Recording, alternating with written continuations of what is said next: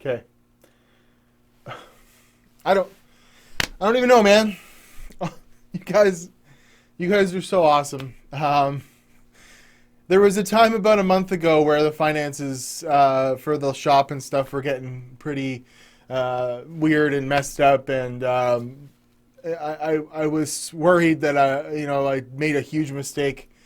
And then obviously with the amount of people, almost 100 people have donated to the Send Timmy Joe to CES fund. And I can't thank y'all enough. Like a month ago, I was really having a hard time with the finances here, and I almost took a job that would have dramatically reduced the amount of time I could do YouTube, and I was really worried actually up until this happened.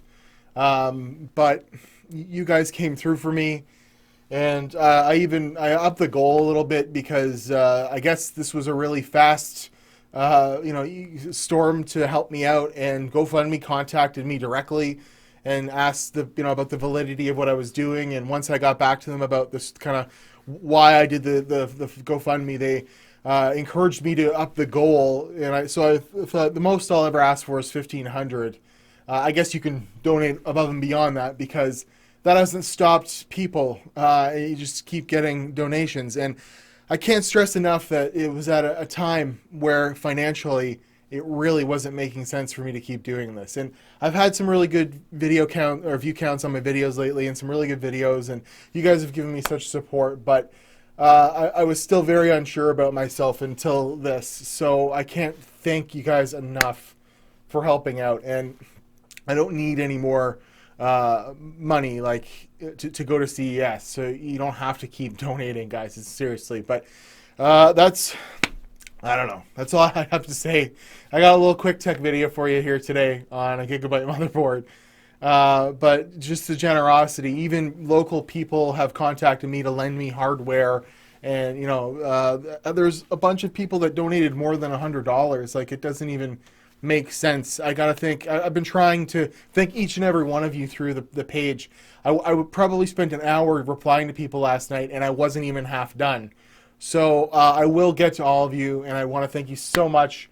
In the holidays, in a time where we've had some financial woes, this helps out immensely to get me to CES, and to get to clarify to me that I definitely need to keep doing YouTube and keep doing this job, and that you guys enjoy my content. So thanks very much. I'll throw it to Timmy Joe a few days ago reviewing a Gigabyte motherboard, but again, I thank you I can't. It's like, I don't know. I'll throw it out there, Timmy Joe.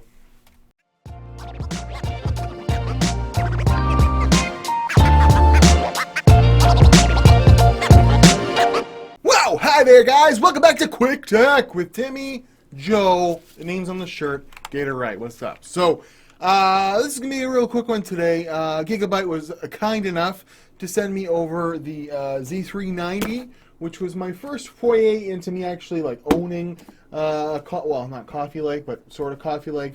The current gen Intel, and we all know the story is how all I could get was a 9600K, and I don't really like it.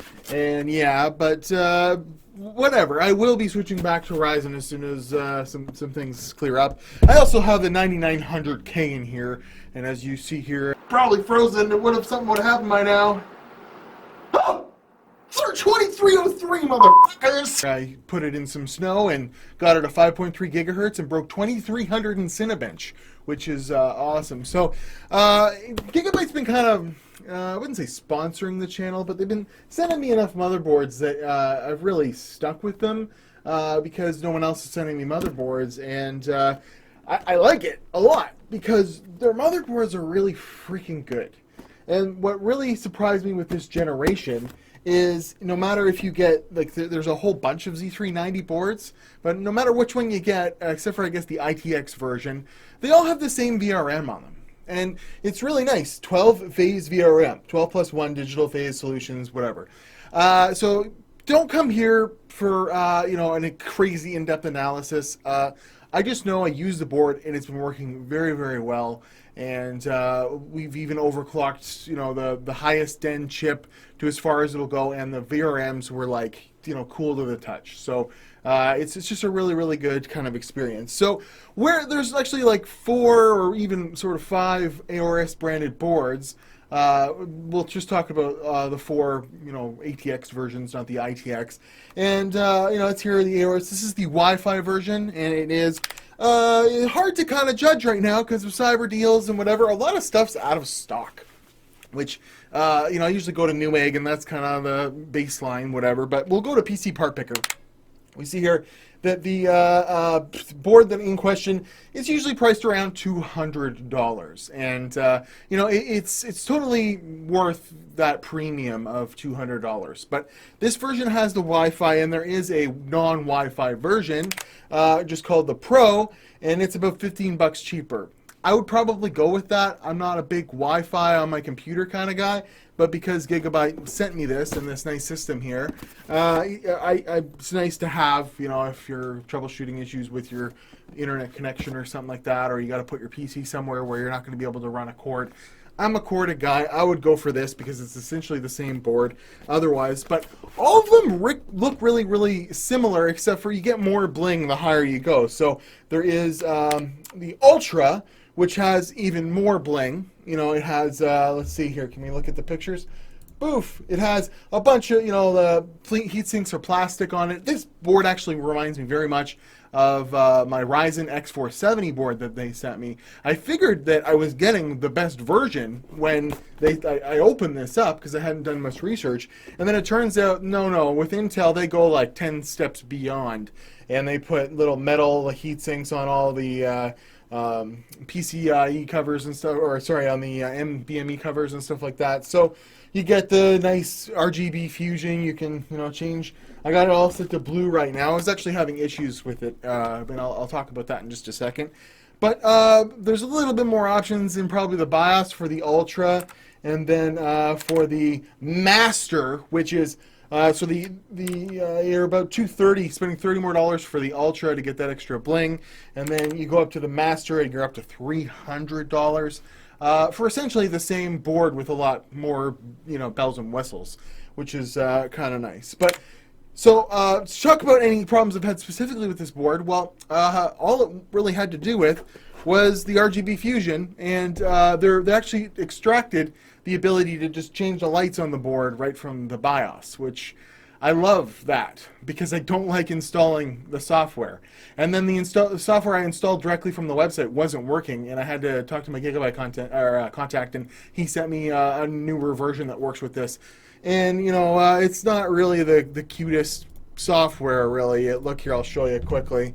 It looks a little bit more baseline, and you don't have to have their like background suite of apps thing installed first and then install this. It's just a standalone app, but there's, you know, pretty limited stuff you can do with it. It's not too impressive. You know, I just set it to a light blue, which matches my red and light blue, you know, color of my theme of my case, and away you go. But other than that, it did the job to get that awesome, you know, cooling with snow video.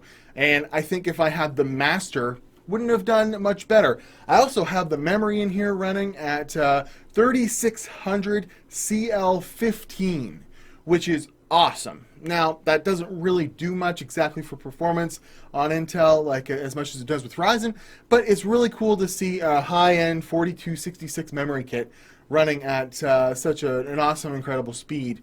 And I was able to do that with this board without any issues or anything like that. So I would say, you know, don't worry about the crazy expensive one unless you're a baller. This will do the job because unlike some of the other manufacturers, the lower end Z390 boards, the VRM doesn't change. So it's 12 phase all around the gate, and it's an awesome little board. And pick it up Wi-Fi or Pro without Wi-Fi, depending on if you need Wi-Fi or not. I don't know. It's 15 bucks. Maybe it's worth it to throw in there. So that is my opinion on the Gigabyte Aorus Z390 Pro Wi-Fi, and I want to thank Gigabyte for sending this over. I'll be using it and probably on my test bench once I get a Ryzen system back up and running for my production machine.